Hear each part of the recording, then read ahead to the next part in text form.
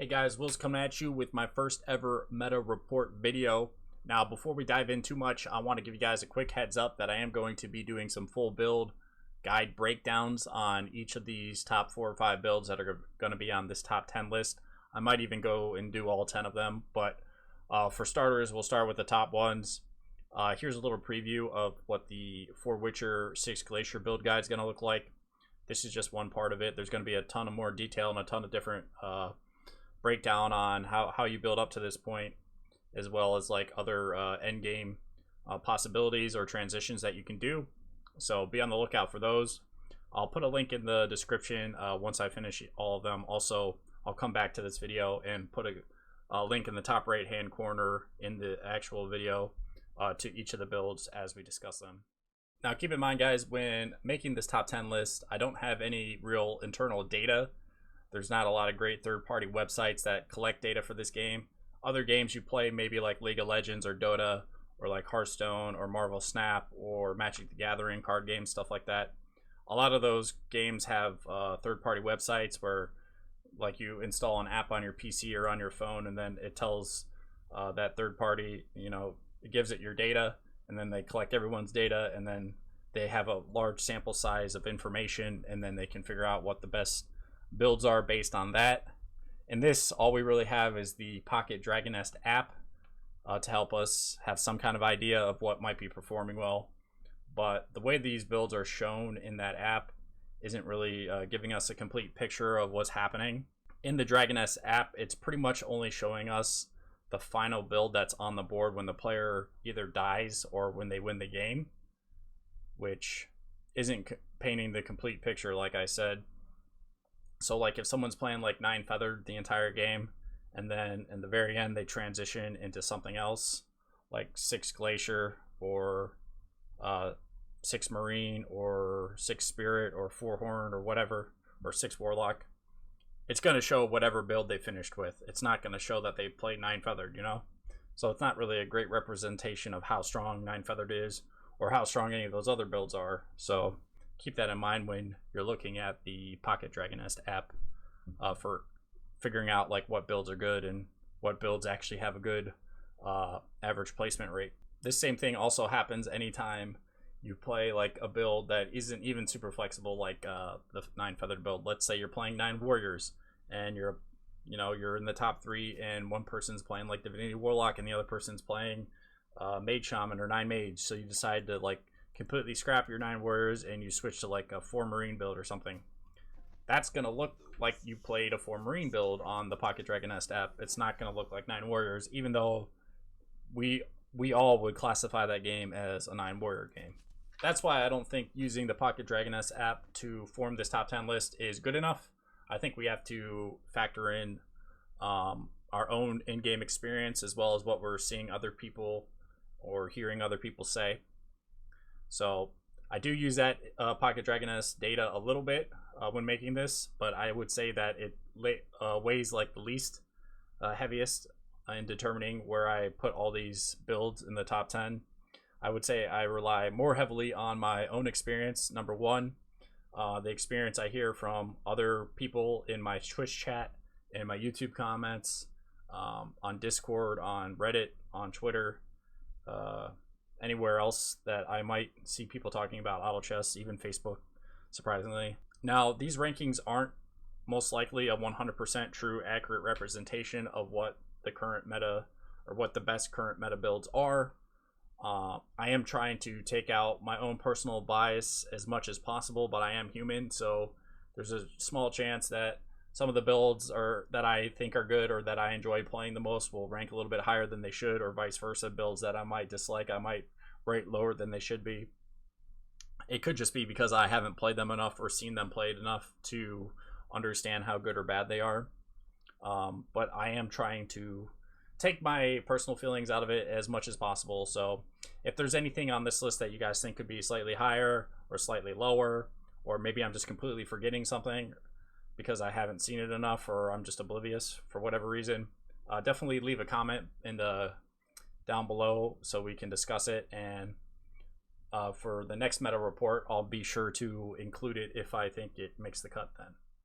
All right, guys, before we jump into this top 10 list, I do want to preface that there are a ton of other builds that you can win games with that aren't going to be on this top 10 list. Just because something isn't on the top 10 doesn't mean it's not viable or not competitive. This is just my feelings on what the top 10 builds are right now. I will go over some of those builds later in this video, but for now, let's get into the top 10. All right, coming in at number 10, we have the Greater. The Greater is definitely trending downwards because a couple of the builds that are going to be at the very top of this list are direct counters to it, which obviously when something is countered by a build that ends up being at the top of the meta, then that build is going to suffer, which is the case here with the Greater. The Greater is still really good to play in the early game or the mid game, and then you can transition out of it. So you can play something like the Greater and try to go for something like a Shadowcrawler 3-star or a Plume Warrior 3-star or Thunder Spirit, and then you can transition using whatever unit you're able to 3-star as your main carry. At number 9, we have level 11 and level 12 builds. Now, this might seem a little curious to you guys, but there's so many different builds that you can play on level 11 or level 12, and I didn't want to separate them all and only put one on here. I wanted to kind of just clump them all together so you guys understand that right now it's much more difficult to hit level 11 or level 12 than it was even one patch ago, mostly because Knights are really suffering right now. Knights were super strong last patch, but with the rise of a couple of the builds that are going to be at the top of this list, Knights are really suffering. If you are able to get to level 11 or 12, you can play things like 5 dragons and 9 mages, which is probably the best build to go for if you're going for a level 11 build. It doesn't require you to play Knights in the early game like some of these other 11 or 12 builds do. Like the 6 Glacier, 6 Warlock, definitely you need to play 6 Knights and then transition into that for the most part. I guess theoretically you could do it with mages, but it's much more confusing and difficult. Obviously, if you get in the right lobby and your Knights aren't getting countered, then maybe you can just go level 11 or level 12 and do something like 6 Knights with 6 Glacier, or like 6 Knights with 6 Warlock. At number 8, we have 4 Shamans, 3 Mages, 2 Horn. So you can build this with only level 9, which is nice. Obviously, if you go to level 10, it can be a little bit easier to upgrade your 4 cost Shamans and your 4 cost Mages. You can even try to push this to like level 11. On level 11, you can use things like Wizards. But anyways, if you just stick at level 10, you can opt for 6 mages and 4 shaman rather than 3 mages and 2 horn. So keep that in mind. This isn't the strongest way to play mage shaman, which we'll get to later, but it's still quite good. All right, at number 7, we have the 4 wizard builds. Again, I'm deciding to clump all these together instead of separating them. The main one that you normally see played in the early and mid game is 9 feathered, because it's much easier to 3-star the Warpwood than anything else, and then you can use that and build around it. Usually you're looking for something like a Shadowcrawler 3-star or a Plume Warrior 3-star if you're going to go feathered, or 9 sins. You can also opt to go for 9 mages. You can start with 9 feathered and then switch to 9 mage, or you can go back and forth between all 3 of those.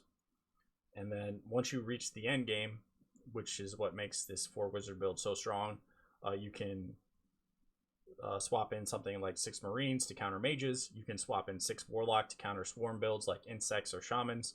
You can put in 6 spirits or 4 horn to counter something like hunter or assassins. You can even put in 4 witcher if you need to counter something like knights or 9 warriors. All this flexibility makes this build really strong. Honestly, I could hear an argument for putting 4 wizards even higher on this list because of its flexibility and its overall consistency. But I think if you max out this build, it will still lose to a maxed out version of most of the other builds that are going to come after it. So that's why I'm putting it here at number 7. All right, at number 6, this might be a surprise to some of you guys, but I'm opting to add 6 or 9 assassins straight. This means not using wizards, using something like 6 assassins with like horn synergy and beast synergy and Warlock synergy, like kind of like the old school Rainbow Assassins, or just playing 9 Assassins straight. What makes this build really good right now is using Emberblade carry, so 2-star Emberblade. I've even seen people go for 3-star Emberblade. They do this trick where they use the 4 Wizard synergy and just play Emberblade and nothing else. That's the only panda they have, and because of the way that the 4 panda synergy works right now, you'll get nothing but more Emberblades. So it is actually possible to go for a 3-star panda right now. It is a little bit risky, so make sure you have enough HP to risk doing that if you're going to go for that strategy. But otherwise, you can just go for Emberblade 2-star and be fine.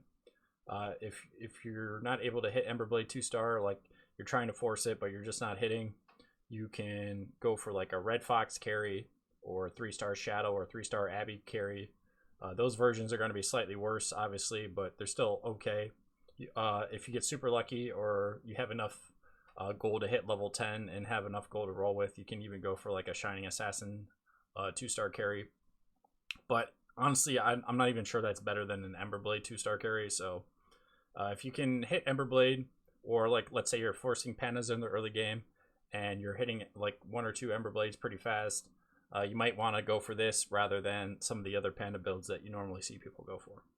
All right, guys, Will's from a couple days later recording this clip to slide in here. Before we get to the top 5, I want to give you guys the best of the rest builds. These are builds that didn't quite make my top 10, or they're special cases like 6 Marines. I don't really feel like it deserves its own placement, but I think it is really strong. And honestly, you can even play 6 Marines sometimes in the early game or the mid game and still get pretty good results with it. Other builds that I'm not really keen on at the moment, 6 Glacier Kira. A lot of us suspected that when the new Kira synergy was first announced that this build would be broken, but in my experience it's not performing super well.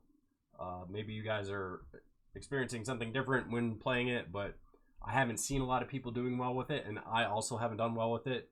So because of that, I'm just not going to put it in the top 10. Stuff like 9 Warriors and 6 Knights are still pretty good and can actually win the game. The only issue is that it gets absolutely murdered by like 2 or 3 of the top 5 builds that we haven't quite got to yet. So because of that, I can't quite put it in the top 10. Goblins or mech, 6 mech, I consider that build kind of like gambling. If you have both legendary mechs in the legendary pool, yeah, sometimes you can get lucky and hit it on level 8 or level 9, and then you're in a good spot. You can actually steamroll the lobby at that point. But if you go for that kind of strategy and you don't hit, you better be able to transition. Otherwise, you're just going to keep rolling and keep cursing into the wind. How come I can't get any mechs? At least that's my experience playing it. Insectoid, ever since they changed Kira synergy, you can't play Kira with Insectoid anymore, which was one of the strong aspects of that build. So I don't think Insectoid's in a great spot. Whether you go for like Razor Claw or Cave Prodigy, I don't think really matters. It's not super strong at the moment. Divinity Warlock actually is sneaky good right now because it does counter one of the builds in the top 5 that we haven't got to, and it's one of the best counters against it. But because there's so many other things that it's bad against that are also in the top 5, you really can't play it. It's like super risky to play it. Maybe it's something you can transition into in the very end if you're playing something else to try to counter the top one of the top builds that we're going to go over. But other than that, I wouldn't recommend going for it. Divinity Cave, there was some really fun like Sandbound Aegis Divinity Cave builds that people were playing like a patch or 2 ago. Those seem to have fallen out. They don't seem very strong anymore. Same thing with like Divinity Priest. Was really strong before one of the builds that we haven't got to in the top 5 came on the scene. And because of it specifically, this build, and also because of the Greater, this build doesn't see a ton of play at the moment. I guess if you avoid the Greater and that build, you can still play Divinity Priest and actually still maybe win the lobby. So it's actually kind of weak against one of the other top builds in the top 5. So yeah, that plus the Greater, there's like 3 builds in the top 10 that all pretty much hard counter Divinity Priest right now. So because of that, it doesn't quite make the top 10.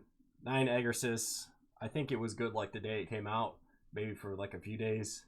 I think the people who still think it's good or still thought it was good after that are like low ranked players, because like in any kind of competitive lobby, I've not had a ton of success with this build in a long time. So, but I guess theoretically, if you're steamroll, like if you're 100%ing the early game and you can quickly get 9 Aggressus online, you can maybe like get, you know, top 3 with it still.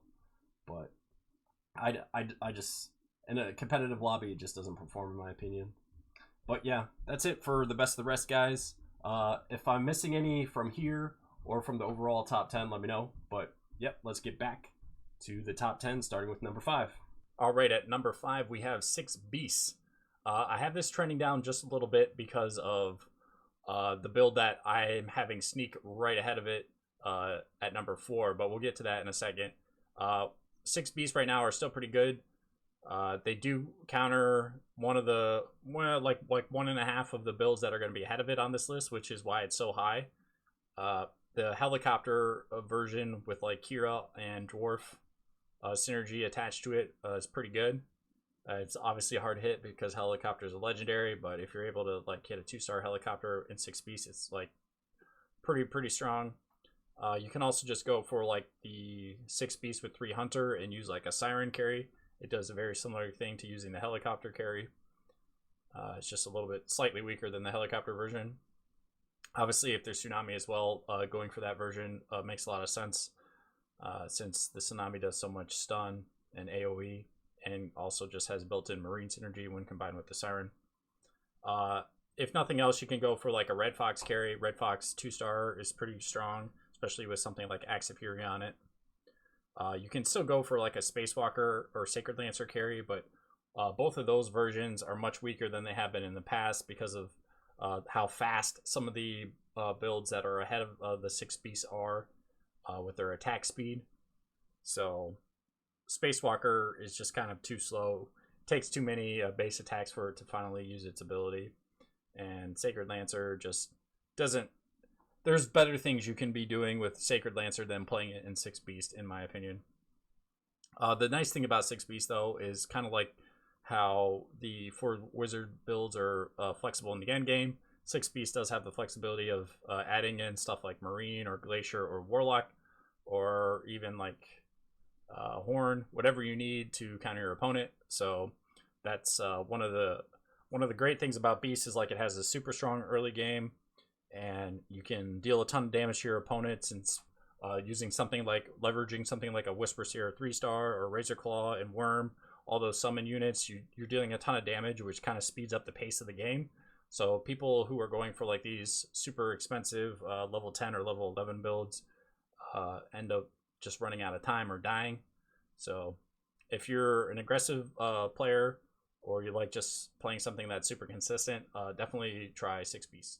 All right, at number 4, I have 6 Hunter, and this build is sneaking back up the rankings, specifically because there's a new 6 Hunter build that leverages using the new Kira synergy on Siren, plus 4 Beasts. And when you play 4 Beasts, if you use the Worm, it'll also give you 2 Warlock synergy, which is nice.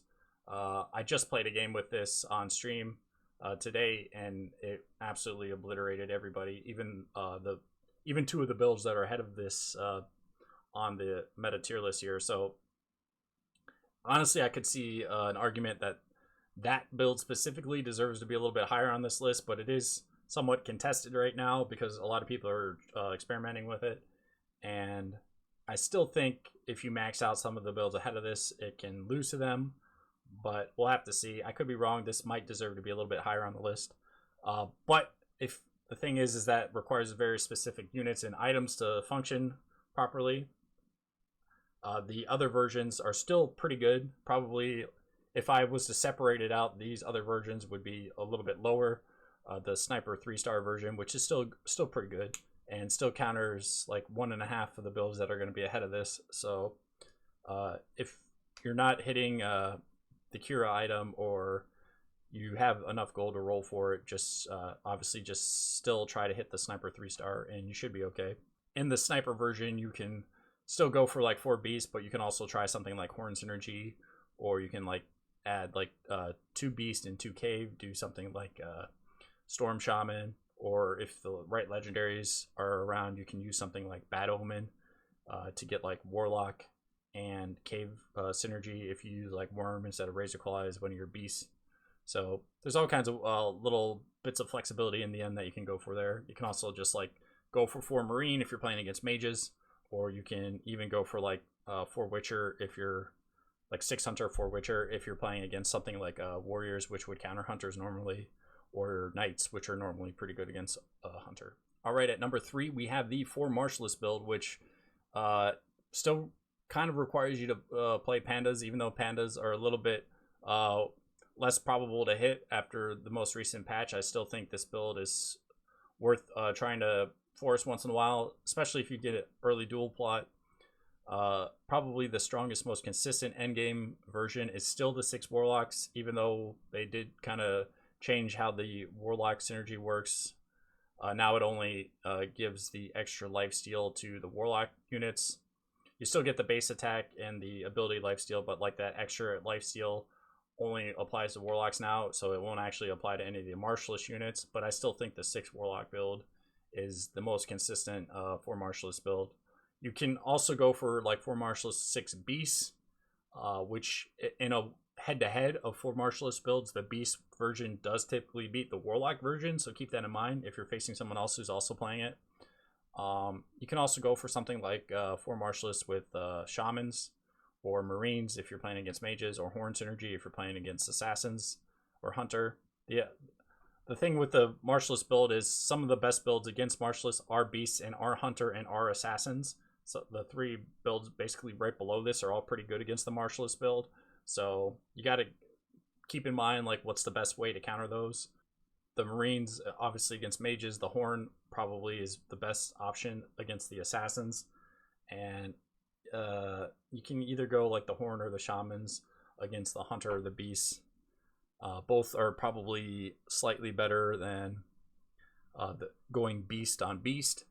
You could still try for the just going for Warlock against those, but it's Beast basically counters Warlock. Same thing with Hunter, basically counters Warlock to some extent. So going for something tankier like Shamans or some kind of distraction like Horn might be a better option if you're playing against those builds as the 4 Martialist build. All right, guys. Number 2, everyone's, maybe not everyone, but I'm personally sick of this build. It's the 4 Witcher build, which came, if I was to make this meta report for before the patch, probably 4 Witchers wouldn't even be on the top 10, but just that small little buff that Droto did, everyone just started forcing 4 Witchers now.